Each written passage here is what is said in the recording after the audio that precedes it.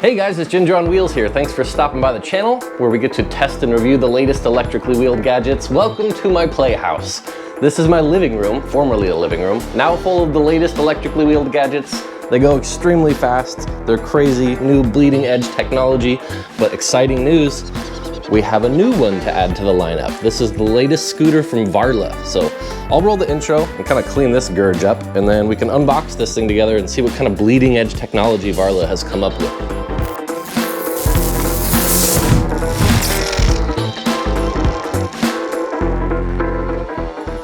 Alrighty, I got the room mostly cleaned up here. I have both of the Varla scooters. We have the Varli Eagle One and the Varla Pegasus, and then this is the new Varli Eagle One Pro. It's basically a more burly Varli Eagle One for people who need more battery and maybe are heavier riders. So I'm a heavier rider. I weigh like 230 pounds now and I'm 6'2", so hopefully this scooter does a really good job toting my big ass around. Let's go ahead and open up the box, shall we? I lost my Ginger on Wheels box cutter, so we're using just a regular straight razor. It's worth noting right now in the beginning of the video here that Varla is having a Father's Day sale on this scooter and on their website in general. If I have a link or a code to get you even more discount, then I'll put that in the description of this video, but go check out their website because this thing is on sale right now. I think you get like $100 off one or $250 off a two. It's a really good deal though, so don't pass it up. Ooh, box. Mystery box. Usually contains tools and charger. Let's see. Open her up. A little slice on the sides here, and we do have the charger. Oh, cool. Extra brake pads. That's a new one. And multi-tool. Let's see what's inside this little plastic wrap here. Interesting. Also a new one for me. It looks like we have NFC keys for a display of some sort. Lots of connections. So this is the display. I guess they don't want to break it off during shipping, so they ship it separately. That's cool. Good thinking, guys. I hate broken charger. Probably nothing to write home about. I don't know why companies don't focus on charging. 67 volt, 2 amp charger. Really? This is gonna take like 15 hours to charge the scooter. Just make a 20 amp charger. Okay, anyway, I digress. Okay, so cool little box. We got our tools, brake pads, charger, and display. I don't have my girlfriend assistant here to help me lift this out of the box, so I guess I'll just tip it over and see what happens. Oh, it kind of looks like a really big Pegasus with air-filled tires. This is interesting. All right, I gotta get it out of the box. Okay, the box is removed. This is really cool and kind of crazy. It's like a big people Varla Pegasus. This rear fender got absolutely damaged in shipping. This is kind of sad. I've never had a scooter with this much damage in the box. Okay, well, here it is. There it is, the Varla Eagle One Pro. I've seen it up close. Let me give you a little tour up close. So for starters, this is the Varla Pegasus. Has this like pleated rear plastic fender here, blue cast swing arms, a plastic deck, which was kind of strange. This is plastic. Cast swing arms in front here. So that's the Varla Pegasus, also with the TFT display. This is the Varli Eagle One Pro. Looks very similar to the Pegasus. See with the pleated fender and everything? This is the Varli Eagle One, which is just a very unrelated design. This is the 010X from last year, and they named it the Varla Eagle One. They just rebranded it. But this is the Varla Eagle One Pro. Cool that the rear footplate actually has grip tape, or like plasticky stuff. Oh no, that's my tail light. It's all broken off. Oops, damage in shipping. Looks like we got dual charge ports down here. This thing has two 1000 watt motors and a 27 amp hour 60 volt battery. So you could charge this thing probably safely at 10 amps, 5 amps per port. Charge ports look like a pretty good location though. They're not gonna get scraped if you go up over curbs, and they're not in the way or on the top where water can get in. What else have we got here? Ooh, a nice headlight. That's cool. One of my biggest pet peeves about scooters is that they don't have good headlights. And if they do have good headlights, the throw is just so short. It shines like right there, so you can't see when you're going fast. The only scooter that has actually good headlights, aside from this one maybe, is the Cobble Wolf King, or the Cobble Wolf, or Wolf GT Pro, all the Cobble Wolves. But if you do own a scooter that doesn't have a great headlight, then consider the Firelight. This is a light I'm going to be selling soon. Has an OLED display on the top here. Tells you how many lumens you're shining, percent battery remaining. Goes up to 2,000 lumens, and is plenty for a scooter headlight. So I'm going to be selling these with the mount on my website soon. But I might not need to mount it to the Varla Eagle One Pro, because this thing has a headlight. But I was mounting 2 of them to the Varla Eagle One regular. Let's put the bars up, and I will attach the handlebars and the display, and we can see if it turns on. Does the thing even turn on? Another sloppy waterproof grommet. I guess if you make this thing, a good piece of advice is to go through and make sure these waterproof grommets are sealed properly in the frame here, because the 2 that I've seen weren't. Interesting. A locking pin of some kind? Okay, let's put the bars together. So I just finished putting the bars up and all this stuff together, and there are a few things to note here. First of all, this is a recycled e-bike display. The NFC reader is at the bottom here, and even with it tightened all the way, it still wiggles quite a bit, and it's actually surprising because I'd never seen that before until recently when I got this JSON e-bike. This display does the same thing. It's tightened all the way. It's just not meant for these bars, so it moves. But the same thing happens on the Varli Eagle One Pro. So what I recommend doing is undoing these clamps that they have here, and you can fit a rubber band in between the monitor or the display here and then the bars, and then screw it back together. And the rubber band will add a little bit more thickness, and it sticks really well to this powder coated metal. So if you put a rubber band under one or both of these little mounts here, then this display will be a lot more effective, staying where it's at. Also, the folding mechanism on this is a lot like the Highboy Titan Pro. I don't have that scooter here right now, but it's almost the same design. I really like this design. It's simple. There's a threaded hole in the middle here, and there's this specially shaped metal piece that has to go into grooves in the stem. There's ones in the stem and in the bars itself. There's also a locking pin on this side, so that just for extra redundancy. But when you pull that pin out, the bars can fold. When you put the bars upright, sorry, hard to do with one hand, and then you screw this thing in, that little fitted metal piece goes into the grooves here and holds the stem pole to the actual scooter frame itself. So you can tighten that down nice and tight. And I like that as it's as tight as it goes, the Varla is upright. So that was designed that way, and I really like this. I don't think there's gonna be much flex there at all, if any. And the third and last thing, aside from the folding latch and this looseness of the display here, is just the plug-in cables for the display. There's a smaller one and then a bigger one with green. And then coming out of the wiring harness here, there's a bigger one with green. And then there's some buttons on the bars that were already installed, and that has a smaller one. So this smaller one plugs into the smaller one on the display. And then the green one coming out of the display plugs into the green one on the bars. So that's all you need to know there. Alrighty, just got everything all plugged in. I just put the keys on the cables here because I don't plan on putting these on my keychain, but you could if you wanted to, because as you can see here, the scooter is locked without that key. So I'm gonna take the NFC key and touch it to the key reader there, this bottom part of the display, and then it turns on.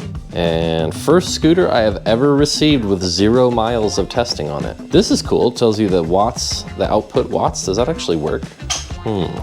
We'll test that later. The scooter works though, thumb throttle, and it propels itself across my floor magically. Oh, that rear disc brake is totally chalked up. I'm gonna really have to do some work on this fender thingy and figure out what on earth is going on there. Maybe they put it on wrong. My poor brake light, no! Baby brake light, we'll have to glue you back in. It's gonna be okay. There's arrows on the brake light. Does this thing have turn signals? Let's look up on this doodad here. So we have a plus and minus button. That's probably for the modes. Yeah, PAS 1, 2, and 3. So 3 is your fastest mode. Very brittle little buttons. Also, the mounts for the display were plastic. I don't know if I mentioned that, but if you folded this thing wrong or dropped it, the display would pretty easily break off, I imagine. There's an I button on here. What does that do? Nothing. There's a lights button. Huh, if you hold the lights button, that's a pretty beast little headlight there. Oh, it doesn't turn with the front tire though. It's mounted to wherever the scooter is pointing. Alas, that's a pretty bright little decent headlight for a scooter, not gonna lie. I'm impressed with that thing. So it came to me with 86% power. This is an indicator for our lights. I'll hold that again and it'll probably go off. If I hold the I button, nothing happened, huh? Weird. And then there's a power button here. That's obviously for the power of the entire scooter. Boop. You have to push the power button and then touch the key to it to get it to work. Not a huge fan of the brakes. They could have done a much better job with the brakes. Maybe not at this price point, but very chintzy feeling little calipers. The actual levers are pretty small, and I can tell they're really squishy, which means they're cable actuated brakes. Yep, there's cable here. So not the best brakes. Does have 160 millimeter rotors, which is nice. The brake pads make really good contact with the rotor though, so you'll have a lot of stopping power. I mean, as far as cable actuated brakes go, that's cool. We already talked about the dual charging ports back here. We've got a swing arm with, this looks like 125 millimeter suspension, very small suspension. Oh, wow, look at that. Saggy as heck, what's going on here? It's almost like the thing needs a longer spring. We'll have to do some serious adjusting here. The fender's jacked, my rear suspension's jacked, and my taillight's jacked. Luckily though, Varla has a support email, and I can just email them, send them videos of what all's going on back here, and then they'll just send me the parts I need, if any. Looking forward to that. Fun stuff, little project there. So here's the grip mat. This is like a rubber mat on the back. This is a foot plate for you to put your foot on, so you can brace yourself against the high torque, high speed of the scooter. It does have a little cutout here, so better than nothing though. If you look at all the other scooters, this is the new Turbo Wheel Meteor, not even out yet. Doesn't have anything on the back here. Dualtron was smart and put grip tape on their rear plates, but this thing moves, so it's really hard to even use. You can see nothing on the Cabo here. Fetico, that's a nice scooter. That's got some grip tape there. This is a scooter for another day. I just have the lights on because it looks so dang good, but I can't wait to review that thing for you guys. Same grips as the Pegasus. Yeah, same grips. There's the Varli Eagle One Pro. There's the Varla Pegasus. Same bell. What do we got here? Oh, a different bell. Much quieter bell, wow. Can people even hear that on the trail? So that means no horn. I didn't see a horn button up here. One of the first scooters with 11-inch, I think these are the 11-inch tubeless tires that we see on the Wolves and most other street scooters. I think the Turbo Wheel Meteor has the same exact tires. This is kind of cool. This looks like a water ingress point up here where water could leak down into the deck, but it's actually not. Maybe the lighting isn't good enough, but the cables go down the underside here, and then they go in a protected hole in the back there. Can I move the swing arm out of the way? You see that? So you really don't need to seal much up at all, if anything. You could put a little rubber mat back here or just a whole ton of silicone sealant, but I don't think you need to. That's neat. Yeah, this front swing arm has this piece right here, which kind of acts like a fender. So when the water is spraying up off the tire here, it's just gonna hit the splash plate. Very similar to the Varli Eagle One over here. See the splash plate on that one's all covered in mud. You can see on the Varli Eagle One, they also sealed off this piece with silicone, but they didn't need to on the Varli Eagle One Pro. The deck itself has got a silicone mat on it like the Cabo Wolf does. You can peel it up pretty easily. That adhesive is sad. Might just use my own super glue on that thing. Not impressed with the quality of the components. These little things, plastic, you know, could be better, but for $2,000, I think this might be the best scooter in that price point. So the Varli Eagle has a dual 25 amp controllers, and this one has hydraulic brakes. This one has dual 30 amp controllers, same power to the motors, 1,000-watt motors each, but I just noticed on the website, this thing has an option to upgrade to blue or red hydraulic disc brakes. So disappointed they didn't send me the upgraded brake scooter, considering how big I am, but it's good to know that it does come with that option. And I also noticed right now it's 10% off on the website for Father's Day. Literally is actually $2,000. Very good deal. And like the Turbo Wheel Meteor, I think is very similarly spec'd. I think it has a 35 amp hour battery, but the same motors, same type of throttle, different display here, but this thing's gonna cost $1,000 more than that. So really good value on the Varla scooters. That's a lot of what you get with Varla is just the rudimentary scooter, and you are willingly sacrificing post-sales support and high quality components. So we're saving $1,500 compared to the Turbo Wheel Meteor when we buy something like the Varli Eagle One Pro here, but the emails are gonna take a couple days to come back to us when we email support. Things like this are gonna happen. It's got a smaller battery. The battery cells are probably a lot lower quality, but you save so much money. It's really unbelievable. Oh, I just noticed when I hold the brake lever, the rear light flashes. It's disappointing to me that the rear brake light has the turn signal arrows on it, but the actual scooter doesn't have turn signals. Can I just mention, it is actually offensive that it comes with a 2 amp charger. One 2 amp charger. It has dual charge ports, so A, it should come with 2 chargers at the very least. And also, those chargers should be 5 amps minimum. Like, 2 amp charger is just so bad. This is a 27 amp hour battery, so rule of thumb is you could charge this thing at 27 amps and it would still be fine. I'm sure the BMS can't handle that. The wiring from the charge ports to the BMS is probably not good enough for that, but at the very least, we should get 10 amps, you know? But we get 2 amps? Yee, thanks.